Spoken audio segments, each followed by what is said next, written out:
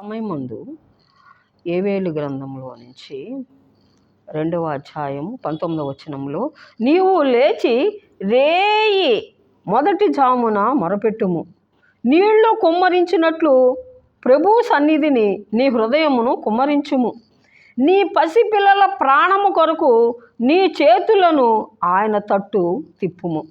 చూడండి, ఈ ప్రవక్త చెప్తున్నాడు, మీరు రేయి మొదటి జాములోనే మీరేం చేయండి, నీ పసిపిల్లల ప్రాణాల కోసం ఏం చేయండి, మీ హృదయాన్ని కుమ్మరించి, దేవుని స్తోత్రం, చేతులెత్తి ఆయన తట్టు మీ హృదయాలను తిప్పి ప్రార్థన చేయమంటున్నారు.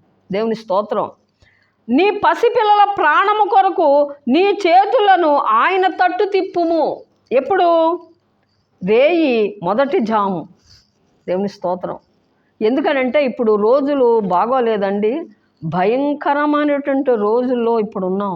కాబట్టి ఎడతెగక తల్లిదండ్రులైనటువంటి మీరు రేయి మొదటి జాము మందే నీ పసిపిల్లల కోసం, దేవుని స్తోత్రం, మీ పసిపిల్లల ప్రాణము కొరకు నీ చేతులెత్తి ఆయన తట్టు, ఆయన చేతులెత్తి ప్రార్థన చేయమంటున్నాడు.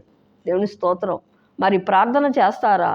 ఈ భయంకరమైన రోజుల్లో పడకుండా మన ప్రాణములు, మన బిడ్డల ప్రాణములు, దేవుని స్తోత్రం, మన పసిపిల్లల ప్రాణమును దేవుడు కాపాడుతానంటున్నాడు. కాబట్టి ఈ భయంకరమైన రోజుల్లో మన బిడ్డలు పడకుండా మరి ఆయన తట్టు చేతులెత్తి ప్రార్థన చేద్దాం. దేవుని స్తోత్రం. మనల్ని, మన పిల్లల్ని దేవుడు ఆశీర్వదించును గాక. ఆమేన్.